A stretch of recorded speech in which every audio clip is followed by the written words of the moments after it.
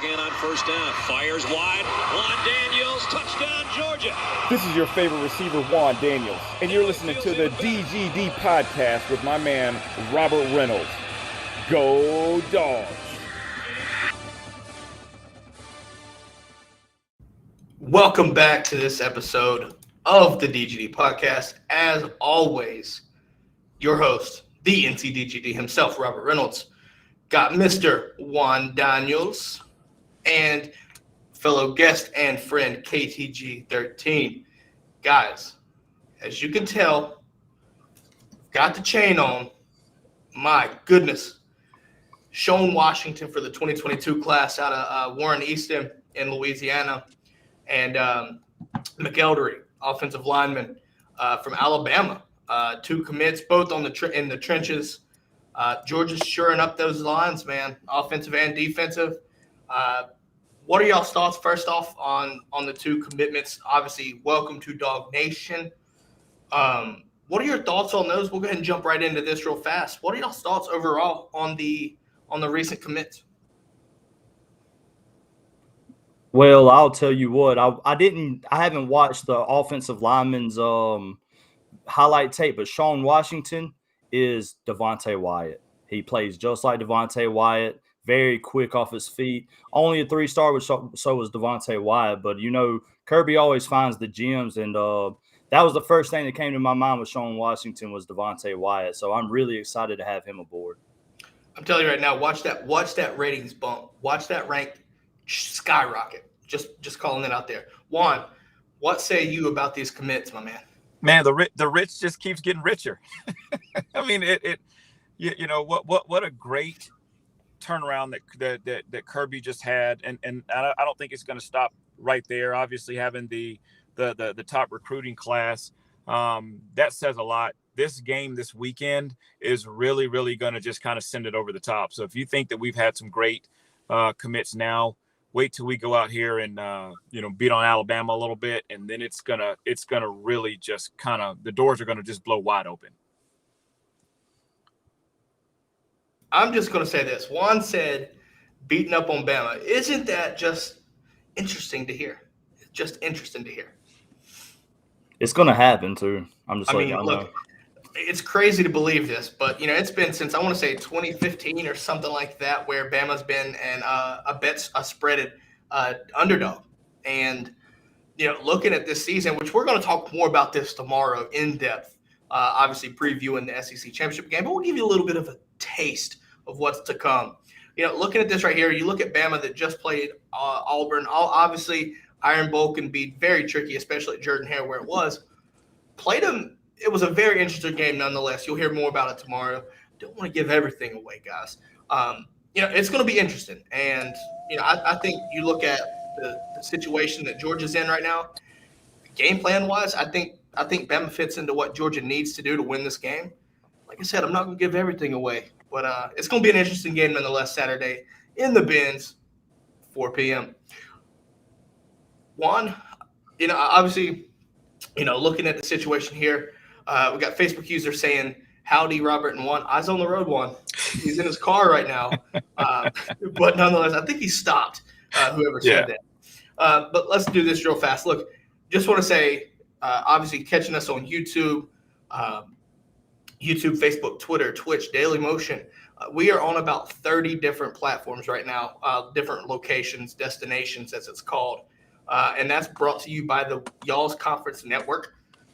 You're going to look, if you're familiar with the channel here, you'll understand that you're starting to see different teams around the SEC, different content outside of just the DGD podcast. That's brought to you basically, this is all for the viewers. This is not for podcast listeners. Obviously catching on the YouTube channels, things like that. You're starting to see Ole Miss content. You're starting to see, Alabama content. That's brought to you by the Y'all's Conference Network, YCN for short. So you'll just remember, if I say YCN, that's what I'm talking about. So thank you, everybody. Obviously, thanks to Y'all's Conference Network for having the DGD podcast, being a part of that family, and everybody watching, wherever you're watching from. Hope you enjoyed today's show and more to come. Let's jump in to this Georgia Tech review. we're going to keep it short. First off, it was an ass whipping. We knew it was coming. Knew it was an ass whipping. I think me and Juan both called no points. I maybe a bit messed up and gave the benefit of a doubt for 3. I was proven wrong. We'll go Juan first, and then we'll jump to KTG. What are your thoughts on that takeaways for that game? You know what? Just Georgia not playing down to their competition. That was something that historically we've dealt with, going all the way back to the Mark Richt days, Jim Donnan days, Grey Golf. I mean, it's just historically Georgia's played down to their competition. This was a trap game in a sense of, hey, are they going to come out flat and not do what they're supposed to do? Every game, all 12 games, 12-0, there's not been a game that Georgia's played down to their competition. They have dominated from the very first snap to the end of the game. That speaks volumes going into this game on Saturday. Georgia Tech they're in some bad shape, man. They're in some bad shape right now. They are getting some pretty good recruits. You're going to have that washout from Paul Johnson. So not to say, they'll probably be decent in a couple of years, but Georgia was just completely dominant in this football game. Caleb, what about you, buddy? What is your takeaways? Simple. I mean, I was one touchdown off the score. I said 52-0. It was 45-0. But honestly, I'm not going to go deep into it because I know y'all are going to be previewing Alabama and Georgia. But this year, it seems like the tide, pun intended, the tide has turned. They've been the one that's played more down to their competition, like we have been known to do, and we've done what Alabama usually does and just rip through everybody. So that's why I think this Georgia team's different. They seem locked in, and they just take care of business. And I see them doing that from here on out. I mean, it is what it is. We're the best team in the nation, and we showed it for 12 games, period. No doubt. And obviously, guys, we're going to talk more about this, obviously, in the regular season review just after this. But I've got one statement. We are who we thought they were, or they are who we thought they were. If you remember that, you know what I'm talking about. And we let them slip. Yeah, exactly. I'm just telling you right now, we knew they were bad, and we showed exactly what we needed to do.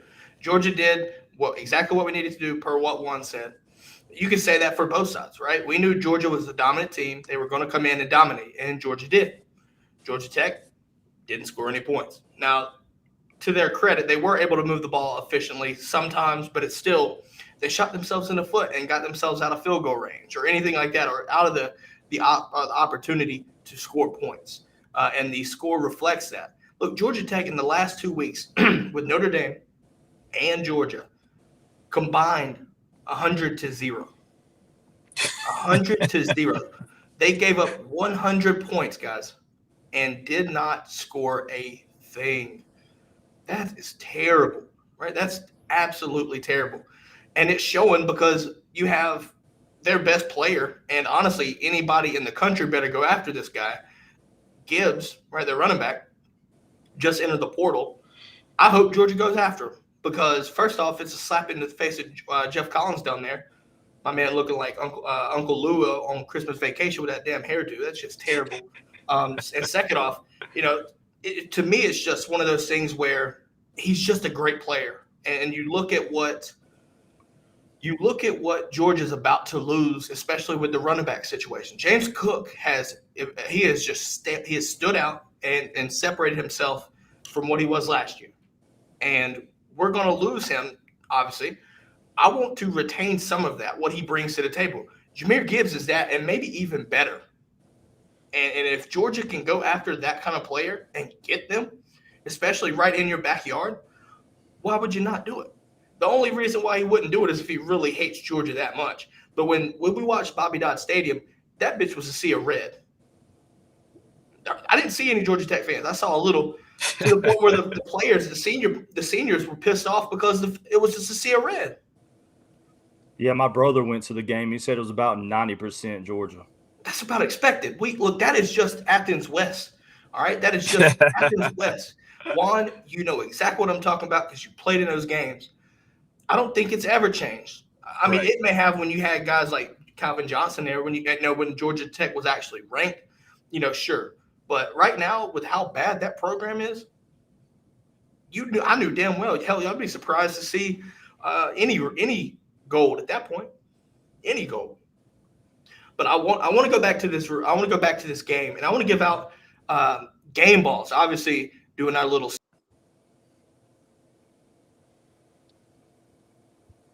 Can anybody see this shit? But anyways, if Juan, I want to give you a chance here. Who's your game ball? Who are you giving your game ball to? You know what? I like to stick with Stetson Bennett. I mean, he's been consistent. He has led us to all of these victories, despite. I mean, there's so much noise on the internet, on these groups that, you know, JT Daniels, and for him to know that he's not that guy that everybody wants. He's not that hometown hero, and they'd rather see JT Daniels. He doesn't care, man. He cares so much about this program. He cares so much about the Bulldogs that he will do any and everything to make sure that they're successful. It takes a strong person to do that. And so he's going to get my game ball because he goes out there and he performs. And if you actually look at his numbers, they're not super duper flashy, but they're consistent, man. They're consistent. They're what you want as a quarterback. And if you're a coach. And so he will get my game ball. I love him to death. Caleb, who's getting your game ball, my man? I'm going to keep mine short and simple. He wasn't a standout. He didn't do much, but just to see Mr. George Pickens back on the field, catching passes, man. Give it to Georgie. Give it to Georgie, and that's all I'm going to say about it, man. I still don't think he's going to be a big part of it next week, but come time he gets back into shape, he's going to be a threat in the playoffs. So I'm going to give my game ball to George Pickens, man. Just to see him back out there made me happy.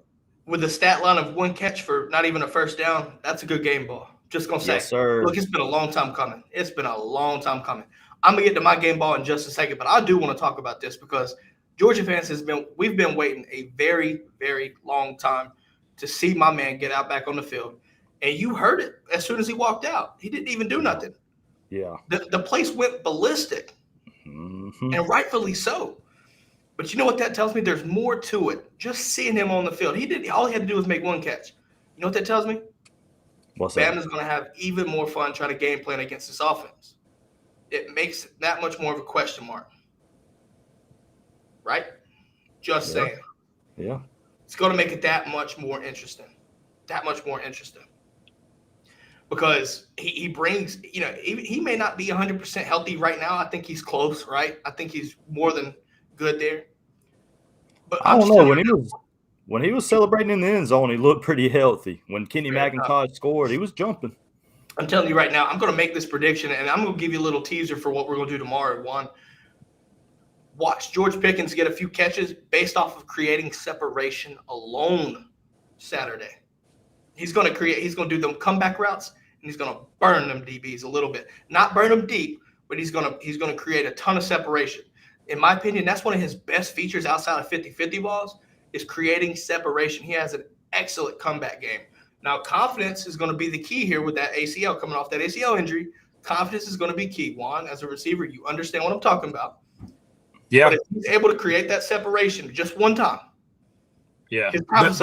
We know Pickens. But the dog in him has him wanting to come back out. You know, he's not going to play timid. He's been looking forward to this opportunity just to get out there. But just like we talked about it on our last podcast, I said, you know, even if you just put George Pickens out there, that's going to give Alabama a nightmare to try to defend. I mean, it's already, you know, you're looking at Bowers and everybody else, but then you've got him out there too. Now, I mean, they're going to be in trouble. I mean, and this is a team that's given up, you know, 30-something points to not a very good Florida team. So it's going to be exciting. No doubt. Before I get to my game ball, I know I've been postponing this thing. I forgot one. Last week was Thanksgiving, right? We did a special show Wednesday for Thanksgiving.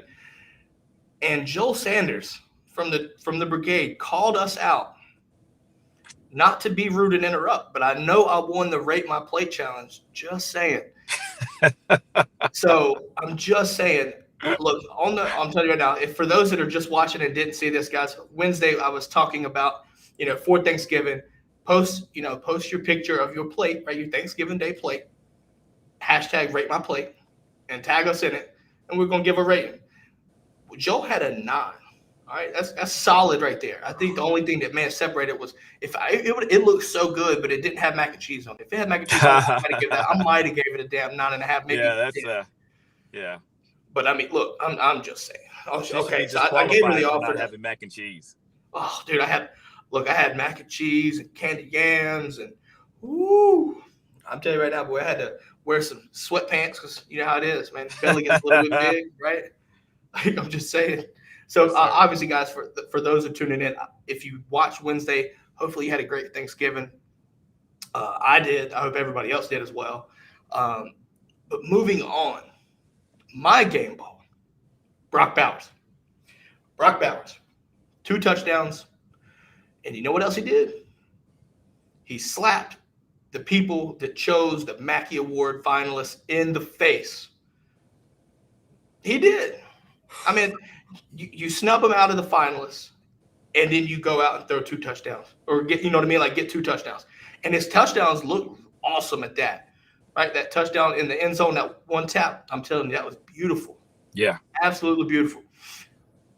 That's got to be the game ball for me. I love it because I don't think it's petty, but I think it's just making a statement. Making a statement like you want to sleep on me? Nah, fam. I'm gonna make you pay. I love it. But I actually think the more impressive touchdown was the long one. I mean, did you see how he split 4 people in a blur? Yeah. Look, I'm telling you right now, that was my favorite touchdown all damn game. Not all season. Look, I'm just saying. To the speed, right?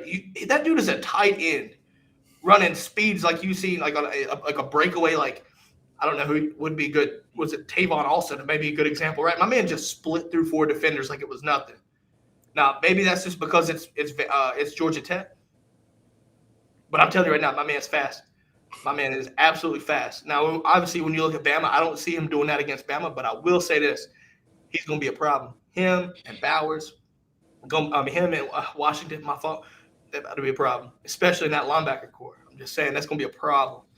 But what are you going to do with Bowers when you have to deal with George Pickens? You know, and you have to deal with Darnell. You also have to deal with those backs, and you got Cook coming out of the backfield. Man, what a great position to be in, and what a tough position for Alabama. But this is what we've been wanting and looking forward to for a long, long time. I'm saying there. What do y'all think about this? 12 personnel, right? 12 personnel. Bowers, Washington, on each side. You got Pickens, you got Burton, and then you take James Cook out of the backfield, slide him out into the slot on the side of Pickens. Think about that. Think about it. Think about that. Hell, I wouldn't be surprised to see 13 personnel because Fitzpatrick, we're going to show you some love too. You were damn good tight end in your own right. So you deserve some credit too. Just because Bowers is doing what he's doing and everybody's ready to see Darnell break out, don't sleep on Fitzpatrick. 13 personnel could be a thing Saturday. We'll see. We're going to talk more about that tomorrow, though. We're going to talk more about that. Anyways, let's talk about this regular season. Guys, Georgia football made history since 82 or 80. 12-0, man. 12-0. Perfect, unblemished in the regular season. Caleb, what are your takeaways from the 12-0 season? And then we'll jump to Juan and then myself.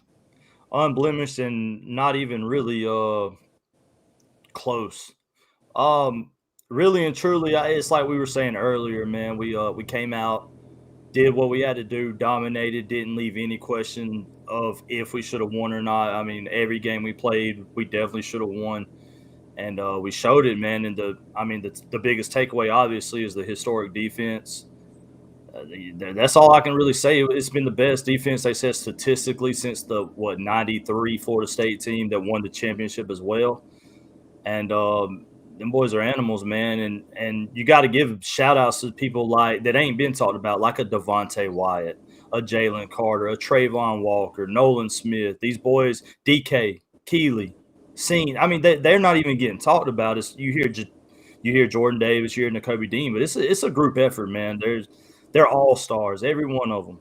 Every one of them is going to get an opportunity to play in the NFL. So I just wanted to give them a little love, man, the ones that don't get talked about enough, because I think every single one of them is great in their own way, and they're what gels the defense together. So, I mean, a lot of a lot of people show love to Dean and Davis, but big shout outs to the whole defense, man. And if we win the championship, it's gonna be them winning it. No shade at the offense. I love Stetson, I love Zamir, all of them boys too, but this has probably been the most fun I've had watching the defense, and it's fun that it's on our side. It's fun that it's with the red helmet with the G on it. So that's my biggest takeaway, man. We didn't play down to anybody's level. We just conquered and went about our business. So thank God we're 12-0, and I'm ready. Absolutely, Mr. Daniels. Yeah, I mean, and I echo everything that Caleb said. But this is a classic example of offense wins games, defense wins championships. And this is where we are. The heart and soul of this team is the defense. And if you think back to that interview that Kirk Herbstreit did with with those three defensive players, the thing that really stood out is he said, we love each other. We trust each other. We got our backs. And then also too, that you sit there and say, they were basically humbling themselves to say, listen, if Nakobe Dean makes a play, we're running with it. That's it. He's the leader out there, and we're going to go with it. And then that also, just kind of spills over into the offense where they're looking at the defense. If I'm on offense and I see Big Jordan Davis tell me to do something, I'm going to do it. Whether I like it or not, I'm going to have enough respect and enough fear to say I'm going to do it. And there's going to be a reason why they want me to do it. So they trust in the coaches, they trust in each other. And just like Caleb said, this is the most fun I've had watching football. I'm an offensive guy, but I had more fun watching the defense just completely dominate. My favorite was that first drive against Arkansas when they came in there with all that hype, and then all of a sudden, boom! It's like, whoa. It's like, and they were like, hey, I'm ready to bounce up out of here. And they absolutely did. And so, man, it's just been awesome to watch. I want everybody to listen in. If you're listening, you're watching, listen closely because I'm about to give you my words here. Break them bitches. 12 games, completely dominating and physically breaking people's wills to play. I'm telling you right now, man, it could be argued that Georgia broke several teams this year, just based off of what we saw coming up to play in Georgia and then moving after. I'm telling you right now, it could be arguable that Georgia broke Clemson, Arkansas, Kentucky, definitely broke Florida. The floodgates completely drained out after Georgia played Florida. Now, is this true 100%? No. I get it, right? It's not kind of things were down. True. But I'm telling you right now, as a Georgia fan, I'll say that shit. I don't care. It's true. I just love it. Look, every single game, starting from Clemson and Charlotte, we came out, especially on the defense, dominate. Complete and utter domination. From start to finish, four quarters for 12 games. And the thing about it was, even when we were up, UAB, Georgia Tech, Kentucky, all these games, the games were well out of hand. There was a chip on the shoulder of that defense. It took Kentucky to score their 13 points, right? The 13 points that they had took them till 3 seconds left in the game. And that was because, and it wasn't like we just let them score a garbage time touchdown. They had to earn that. They had to earn it. I'm telling you right now, this season will go down as a historic defense for this Georgia team. And we can look back at 12-0 and be high and mighty and feel high and mighty and all that stuff. But right now, these guys are laser focused on potentially 3 more games. For sure 1, more than likely 2, right? We know it's going to be 2, potentially 3. And in my opinion, I'm going to talk on this behalf because I feel like this is probably what's going to happen. These 12 games don't mean shit if you don't win 3 more games. Mm-hmm. If you don't win 3 more games, what will you have proven? Nothing. There's a chip on their shoulder, and it started last year after the bowl game. Unfinished business is what we heard. You saw Jordan Davis. You saw Devontae Wyatt. You saw Zeus. You saw Cook. All these guys started making a comeback. And once that happened right there, my eyes was like, somebody's in trouble because they had the chance to make their money, and they came back because there was a chip on their shoulder and they had something to prove. 12 games in, you've proved almost everything you need to see, except one thing. Get that natty. Get the natty. You got Jordan Davis is third right now, guys. Speaking of, if you haven't voted for Jordan Davis, hashtag JD2NYC, make it happen. Go vote. Go vote. Georgia's Twitter, 1 million follows, guys. 1 million followers. Make it happen. Get him to New York. He may not win the Heisman, but damn it, he needs to be there. He needs to be there. Because honestly, in my opinion, he's the team MVP. From an impact standpoint, there's no question. Now, stats, you can look at Nakobe Dean, things like that. I'm not going to say not. But from a meaning, like from an emotional standpoint, there's no question about it who the unquestioned leader of that team is. It's Jordan Davis. Starts up front with Jordan Davis. Get him to New York. My man deserves the Heisman anyway. This season's been shit anyway for everybody else. Just saying, get him to New York. But, Juan, what was your favorite game? I want to start with this. What was your favorite game from this regular season? I'll go back to it. Arkansas, man, I'm telling you right there, Arkansas was, they were eight in the country. They were riding high. And everybody was just kind of talking about it. This is just going to be that test game. And then them just absolutely just putting a hammer, just a beat down on Arkansas. And to me, that just was basically saying, hey, letting the country know we're here. This is the 8th team in the country, and this is what we're going to do to the 8th team in the country. Man, that was. And then, of course, then you look at it to see how well Arkansas played against Alabama. So Arkansas was not a bad team. Make no mistake about it. They were not a bad team. We were just dominant. And we did not, and normally a Georgia team, they'll go and historically will struggle. They'll have some issues. But, man, they bounced Arkansas just right out of here. It was awesome. That was my favorite game. Absolutely. I do want to pause, Caleb, real fast. I got a question in the brigade here. I want to get to it. I want to talk about it. If anybody wants to chime in, guys, let's do this. Obviously, guys, the brigade is our live chat, right? It's our live chat if you're not familiar with it, if you're first time watching. Stacey Blackwood, my man over the Tide Talk podcast, asks, the last several times that have won last several teams that have won a championship were elite at quarterback. Mac, Burrow, Trevor, Tua, Deshaun, all right, the list goes on. Can Georgia break that streak? Stetson's really good, but probably not elite. Stacey, I will answer that first, and guys, feel free to chime in afterwards. I look at what we bring to the table at quarterback. For me, I don't think Stetson needs to be on that elite level that you would hear from like a guy like Trevor Lawrence. That Trevor Lawrence legitimately saved Clemson's hopes because he was just that generational. He was just a generational talent, and he had the best running back in Clemson history with Travis Etienne. Stetson or JT, whoever whatever happens, both guys have a surrounding cast of weapons that Georgia has not had in years past to complement the quarterback play. And also a coordinator that knows how to effectively utilize each and every weapon.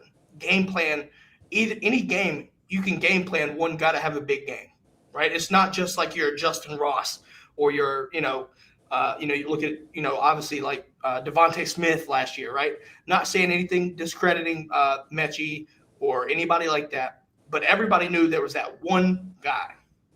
Georgia has multiple guys that can break out at any time, and you don't know who you have the game plan for everybody. And then you have a defense, and Alabama's had some historic defense too, so I'm not going to slap anything there. But when you add all that together, the coordinators, the coaching staff, everything is just gelling at the right time, and it's been that way, and there's really been hardly any chinks in the armor. You could look at Clemson as being that little, kind of a question mark, right, for sure. To me, I think it gets done, Stacey. I really do. But honestly, let's be honest. And look, Saturday, we're going to find out. We're going to find out what Georgia's capable of. People can say that we haven't played nobody, which I think it's a bunch of bullshit. But I'm just saying, there's no question who you're playing Saturday. And you have to get it done, right? You have to get it done. And we'll find out Saturday. So to answer your question, I think so. but it starts Saturday. I want to reiterate too, because his next comment said, like it or not, in the modern era of college football, elite offense is more important than an elite defense. I agree with that. I think now offense wins championships. It's been a proven fact. But Stacy, I want you to comment. Name one elite offense this year. Name one. I'll be waiting. So this year, look, you can say Ohio State. But they're not going to be in there. I'm saying who's left. They weren't elite either. Honestly, they beat up little teams. They beat up JV schools. I ain't worried about them. I'm waiting on an elite offense. So this year, the elite defense is going to be more important. I agree. I think this year might be the one. My question would be, how is Stetson different than Greg McElroy or AJ McCarron? I mean, these were not elite quarterbacks. I mean, they were basically, let me just turn around, hand the ball off, let me manage the game. And I honestly believe probably, statistically, Bennett is probably, had probably done a little bit more than they did. Alabama had elite defenses, and they had, great defenses, but they weren't blowing people out like we are. Like, we are blowing people out. And so to say that they are, that they were better than Stetson, I'd have to argue with them. Those were national championship teams. So, that's just my take on it. No, and Stacy brings up a good point here. He's saying, but that was more than a decade ago when they played. And to that point, the landscape of college football has changed. The perception of what makes a national title winning team has changed, because not even a decade ago. You look back 6-7 years ago, 2015 Alabama, elite defense, stable of running backs, right? We saw it from at least right there and back, right? It could be even sooner than that. Yeah. One thing about this year that really separates a national title winning team from everybody else, efficiency. Yeah. Bama and Georgia both are in the top 10 in efficiency. After the Auburn game, I'm not entirely sure, but I know leading up to that game, they were both top 10 in efficiency, offense and defense. So to me, this year's been a telltale sign of who's the most efficient, who can be the most efficient on a consistent basis. Right. And honestly, it's going to be interesting to see, because you're going to see, what happens, elite defense, right? I'd say Georgia's on a historic pace at this point. Can Bama score points on Georgia's defense? But also, you can ask that question. But I think the bigger question is, can Georgia score on Bama's defense? I think there's going to be a lot of questions answered Saturday. Yeah, I think they can definitely score on their defense. But, even if you go back a decade ago, what's really different from this Georgia team right now than those Alabama teams a decade ago? There's not a lot of difference. I mean, we're relying on our running game. We're relying on our defense to get us through these games. We just have a little bit more firepower on offense, because we have a Monken. Monken is just, he's phenomenal. And also, too, you have to look at it. Imagine if we did not have all the injuries that we've had throughout the year. I mean, the first couple of games, we didn't have Darnell. And now we're finally getting Pickens back. We're kind of easing them back into it. But we hadn't had a lot of elite players. I mean, Bowers has emerged into somebody elite. But at the beginning of the season, you wouldn't have said he was elite. McConkey, all of these other guys. I mean, we've had, all these guys that had these injuries. We've had all of these issues. And yet we continue to go out there and prove each and every game that, we are that team. We are the top tier team. And again, there's not a lot of difference between this Georgia team and those Alabama teams in the past. So, to wrap this conversation up, because this is going to be a great discussion for tomorrow, I'm just going to leave it here. Stacy also said, Stacy said Alabama is the only team in the top 10 in total offense and total defense. I'd have to check because I feel like Georgia might be, but I'm not entirely sure. I don't have the stats in front of me. Not in offense. It's because our defense sets us up to score so many points. It ain't got nothing to do with. I don't care about total offense. He's talking about efficient offense, and Georgia's one of the top. But I get that point. But I think in my last comment before we move on to my game of the year, what separates this Alabama Georgia game and what makes a national title winning team, everybody looks at offense, and you have to have this explosive offense. You have to have this explosive offense generational talent. Look at 2019. You could very well argue last year's Alabama offense, right, with 4 NFL receivers. Georgia is winning games and blowing people out, but the perception of it is a lot different. What you're seeing balance. You're not seeing 80-yard touchdown passes. That's just not what Georgia is about. Georgia's about sitting here being efficient on offense. I understand total efficiency is a lot different here, but the way Georgia's doing offensively, you have your deep shots that hit, right? And I think a lot of that from last year to this year is execution. You see these guys hitting these deep balls that we didn't hit last year. But then you also have the balance to sit there and maul people in the running game. Every running back has their niche. You look at Zeus. Zeus has gotten better out of the backfield, but he's also able to just physically wear you down for 4 quarters. Then you have James Cook, which has gotten a lot better running between the tackles and a little bit outside the tackles, I think, which is better with what he did. But utilizing him in the passing game is the weapon right there. It's just he's a mismatch nightmare, especially if your running back or your linebacker goes out there to try to guard him. It's just over. Georgia is doing things a different way on offense, but it's basically a different formula, proving the same results so far. And like I said, and the key words being so far, because there's potentially 3 games that Georgia has to go through and win. Obviously, you have 1 coming up Saturday. 2, you look at the first game of the playoffs, because I'm telling you right now, Georgia's in the playoffs whether they win or lose. So you have 2 games, more than likely 2 games, and potentially a third. You have to win that one. So I look at it that way. Georgia's producing wins. Regardless of who we're playing. I think it's telling for when we get ready to play teams that we know we're gonna have to score, having the ability to do it. I think that's key. I want to make one more statement on this, and then we can end it. I know you want to get through, but I'm going to ask you one question. If chalk holds Saturday, you do realize that Georgia will more than likely have the top scoring offense in the playoffs. And everybody plays a lot like Georgia, minus Cincinnati. They like to spread the ball out a little more. But Oklahoma State and Michigan both want to run the ball as well. They play the same way. They're efficient, and they want to play defense. We do it better than them. And if Robinson ain't 100%, Alabama ain't going to stress us either, because we're going to play coverage and send forward because they can't block us. So, Stacey, I get what you're trying to say, but I'm going to have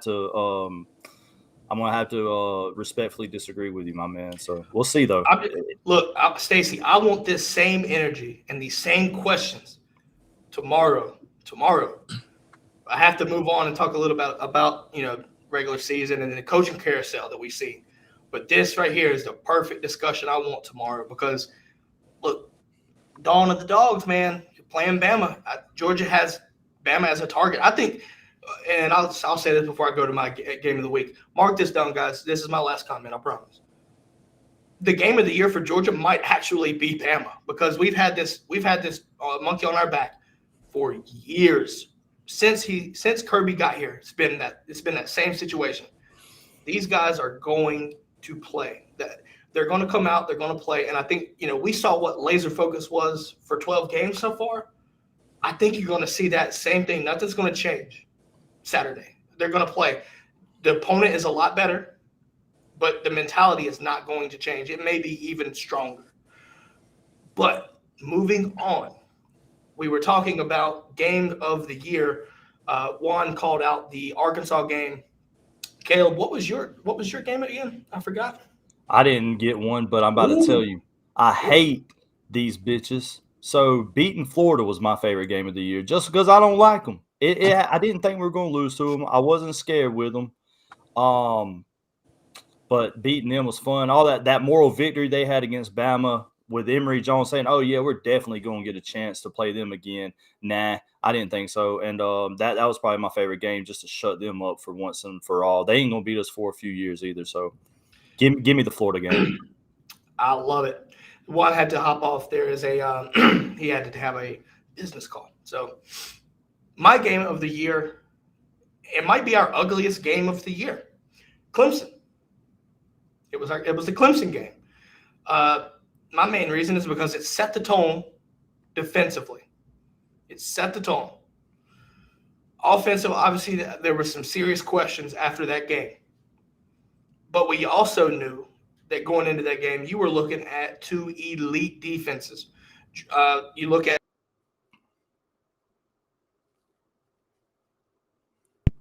two defense, like I said, elite defenses, just battling it out, right? And obviously the 10-3 score was telling because a pick six was the only touchdown that separated the score. That right there is a game that you look back to like 2010, 2011, right? 2011 Bama, LSU. Not saying this on that extent, but it had that feel in that game. You knew, like in 2011, Kayla, you may know what I'm talking about. Stacy, if you're still here, I know you know what I'm talking about. That game in the regular season, 9-6. Now, Bama missed a lot of field goals that could have ended that game a lot differently. 5. But that game was littered with NFL talent on both defenses. It was insane. Not to that extent. Georgia Clemson had that same feel. You had Razzie, Miles Murphy there, Jordan Davis, Devontae Wyatt, Trayvon Walker. List goes on for Georgia. Really, both teams, right?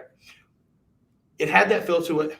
Georgia absolutely dominated it on defense. And honestly, it was one of those games where I was sitting on edge the entire game. The entire game. But like I said, it set the tone defensively, and that tone has not changed. If anything, it's gotten better. Now, the level of play, everybody wants to argue that. You know, sure, you're UAB, you're Charleston Southern, whatever. But you look at Arkansas, you look at Kentucky, you know, Florida, we knew was going to be down. Look, I had them finish in 4th, and they're proving me wrong because they're in 6th. Fuck the Gators. But second off, you look at the game, and everybody, you know, it seems like everybody overlooks it because Kentucky was a top 10 team, or I mean, a top 15 team. Arkansas was 8th. You can't discredit what they did prior to. But this is what I said. Georgia broke teams, man. Like it has that feel to it. Because Clemson goes on to lose 3 games, 2 more after us. Sorry. You know, Florida just derailed. Yeah, Stacy, to add to my comment about the LSU Bama game, if he remembers correctly, in 2011, each team's entire starting defense is on an NFL roster, was on at some point. Yeah, that's what I'm saying. That game, if you watched it, I'm telling you, is nasty. It was beautiful to watch if you're a true fan of college football. If you're here for the explosive offensive points, like you know what I mean. That game was not for you. It was not for you. But yeah, and like I said, the whole year Georgia's defense has been suffocating to what Stacy pointed out.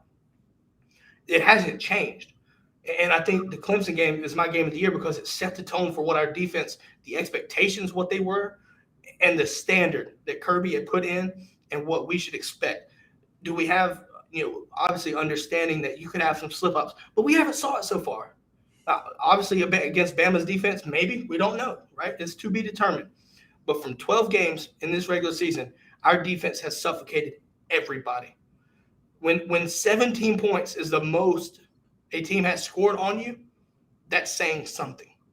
Tennessee fans, that's your moral victory, I understand. But I'm just saying that's crazy to believe that. And you look at Alabama, and I have to do this because the standard is Alabama. And look, Georgia's well on their way to kind of doing the same thing. But everybody, when you think of suffocating defense, it's always Bama's defenses. 2011 defense. 2015 was a good one too. That right there, Georgia's well on their way through 12 games through the entire regular season. Can they finish it out?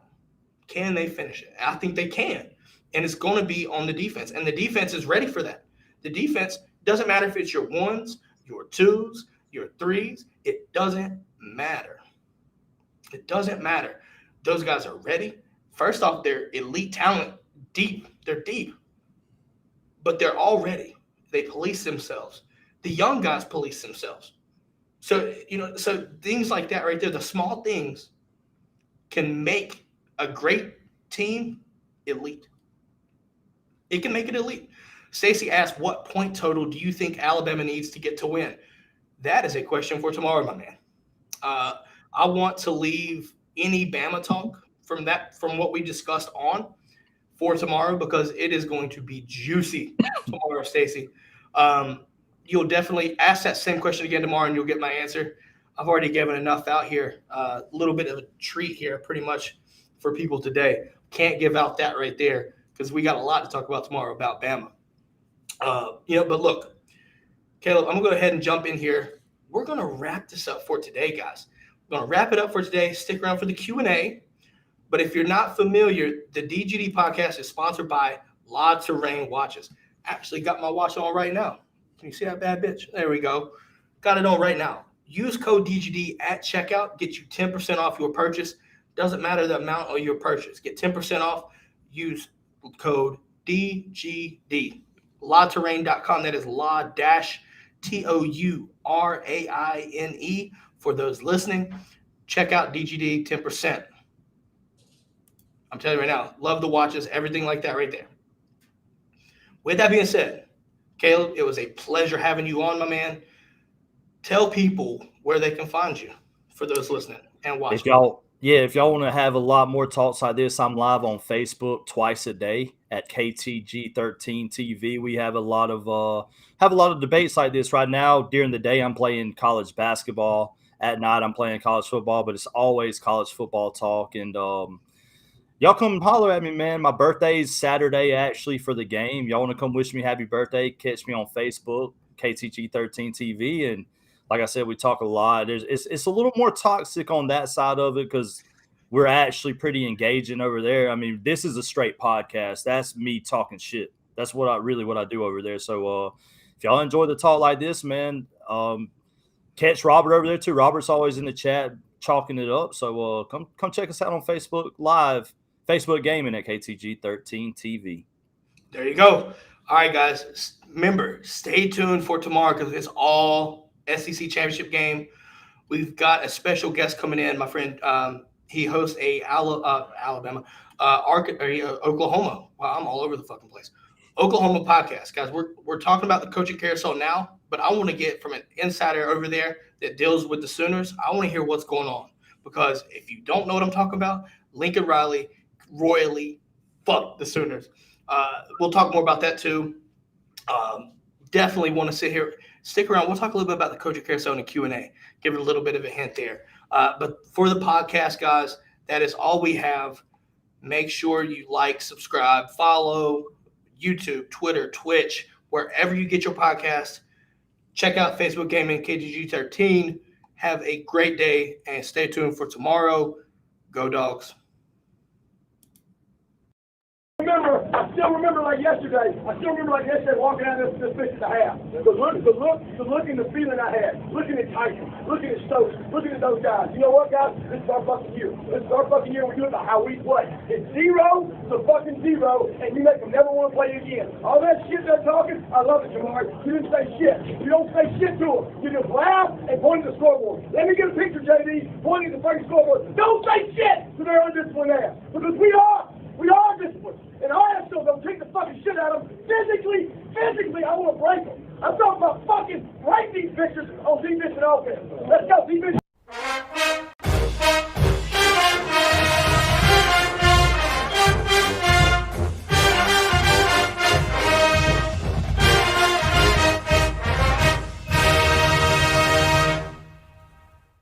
All right, guys, we're back for the Q&A. I'm telling you right now, Caleb, that halftime, I'm telling you right now, I have to play it every episode. That's a tradition now for the show because that shit will just get you hyped up for anything. Oh, you got to go do some yard work? Listen to that. It'll make you do that yard work in 30 minutes or less, guaranteed, or your money back. Yeah, I need that clip for the KTG show. I'm just saying, I love doing that. I love it because that's what separates, Kirby from a lot of other coaches, man. That fucking tenacity that he has, that for the passion, the emotion invested into it, man. Like that's what I love about Kirby.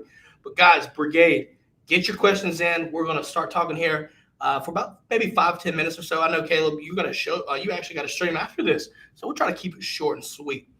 Coaching carousel, man. Obviously, if you don't know, it all started. It seemed like Lincoln Riley dishing those Sooners, saying "See you later, Sooners."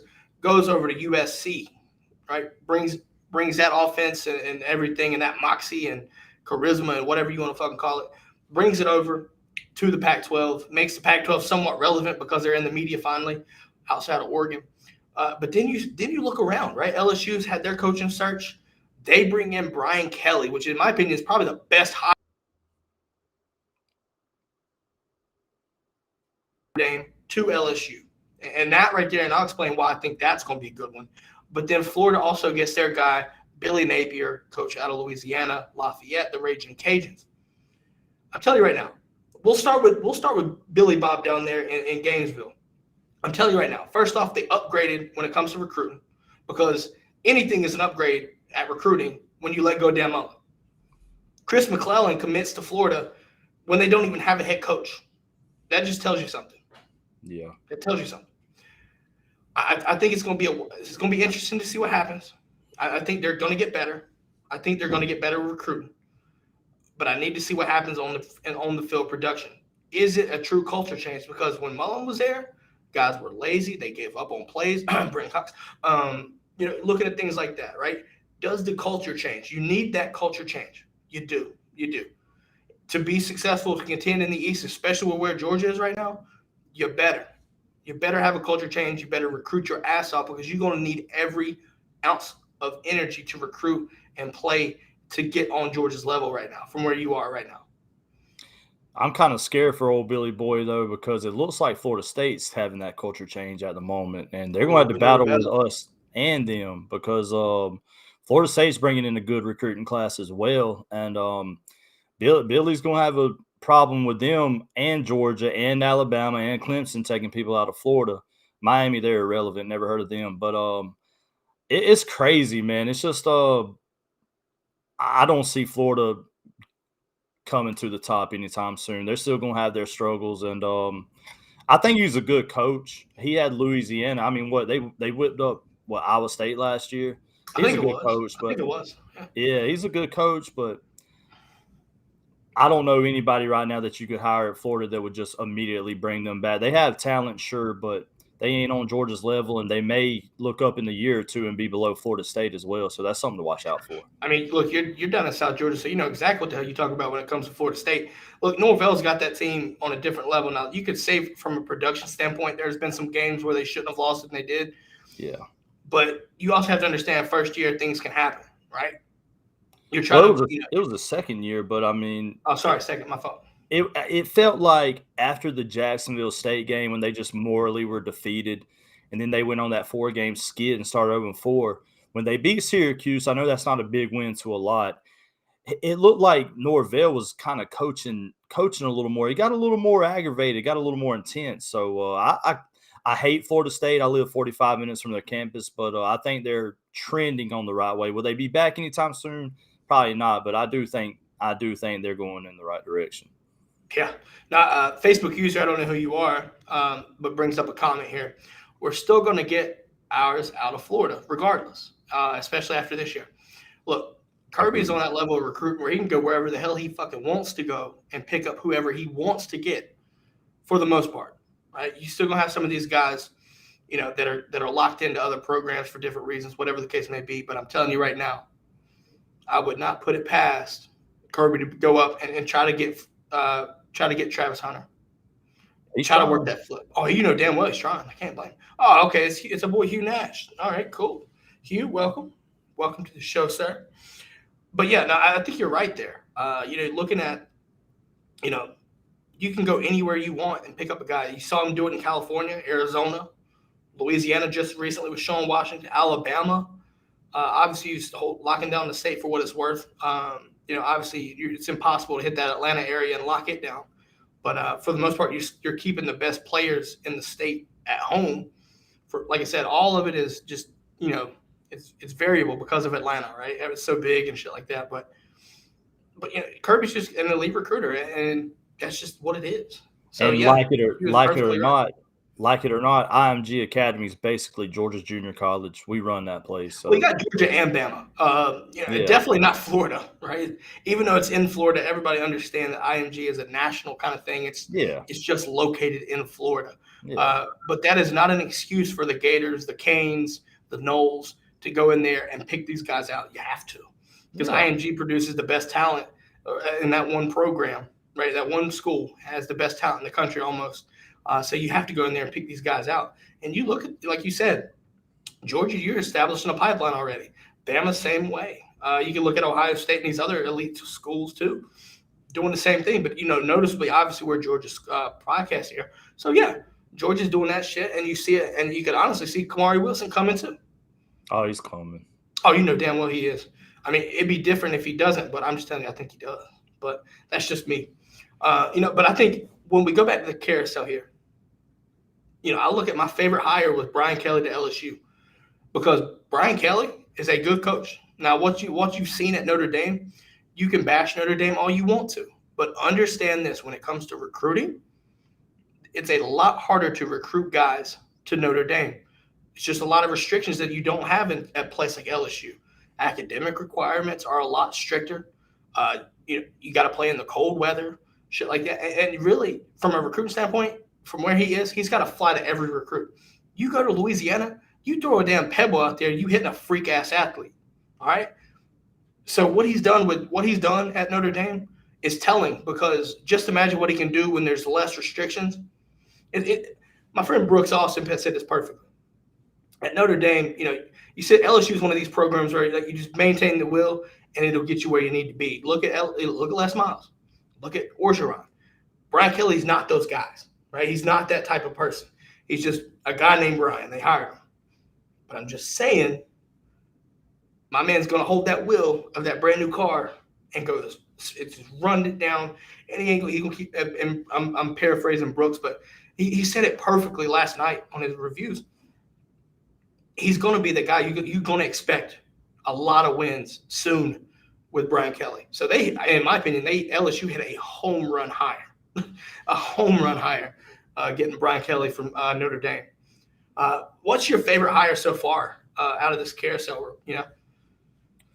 None of them. You get this 50-50 with Brian Kelly. I didn't like the hire. I mean, yeah, I get what you're saying with the recruiting and the different players he can get, this and that, but I still think he's in game. He still makes some weird decisions that he should have won some games he didn't, including beating Georgia a few times, or once at least. I wasn't a big fan of the Brian Kelly, and I didn't like the Lincoln Riley one. You want me to tell you what's crazy is, call me crazy. A lot of people will, but you know what USC likes? They like Hollywood. They like that Hollywood and coach mixture. You're a down program. They should have got Prime. They should have gave Dion his chance. I think he could have turned him around more than Lincoln Riley. I'm just saying. I don't know why I feel that way, but you think Hollywood? You think a coach is Hollywood? It's Prime. I think they should have gave Prime a chance. Honestly, I'm dead serious. And like I said, call me crazy, but why not? You're not going to win anything. I don't know if Lincoln Riley can build a program. He was gifted a beautiful one. Let's just say this: LSU could have hired. I'm going to make an analogy that's going to make everybody laugh. I'm just going to let y'all know. Get ready. LSU could have hired a doggy style position, but they hired a missionary. I'm just saying, my man is just so bland. You don't expect LSU to kind of get that, but honestly, maybe it's what they need. Maybe it's what they need. It can get the job done, right? It's not flashy, but it gets the fucking job done, right? I'm just saying, maybe it could be that, but I was expecting something more juicy and flashy, right? Like like you said, perfect example. Like you said, he may be the guy. I just don't see it yet. He may prove me wrong. I don't see it yet. I mean, I think he's a consistent coach. He's going to keep that program at the top of the West. I think he's going to be able to recruit better and keep these guys at home. I think you'll see that. But I still think you got to get over Nick Saban. You got to get over Jimbo. Can he do that? Right? You're in the SEC West. That's the toughest division in the all of the country. He wants to challenge himself. Damn, he got a damn good job to do that. I think really the best coaching move was outside of the carousel was Michigan State locking up Mel Tucker. I agree. That was the best move. Absolutely agree. I absolutely agree with that. I see outside of that, but all eyes are on Oklahoma right now.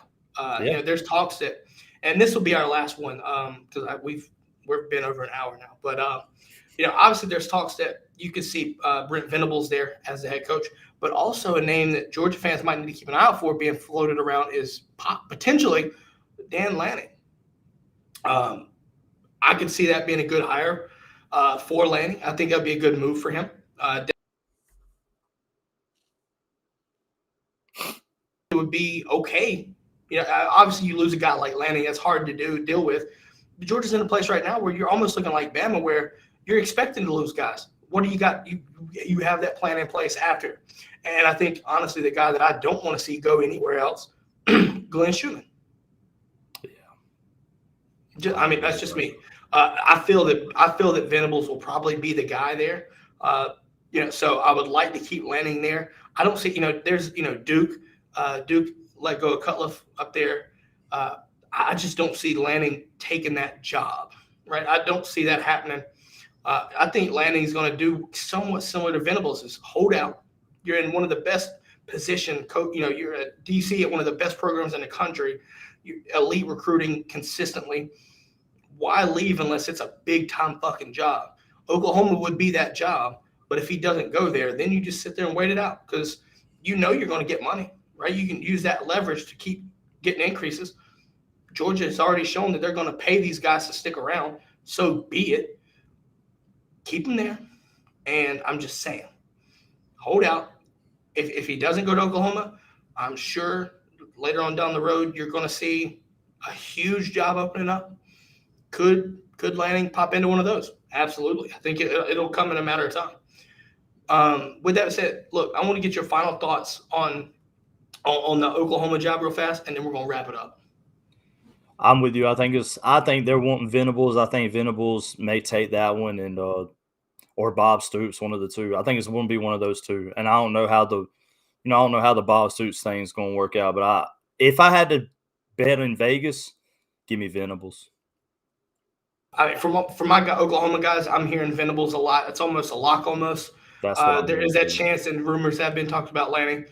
There was a good debate. Look, if you don't have Twitter, I highly suggest you download it. Come follow us. We talk in like there's Twitter spaces. It's basically everybody comes in, hangs out. You can talk amongst everybody. You will find. Now, I'm not saying that it's 100% accurate. It's definitely fucking entertaining.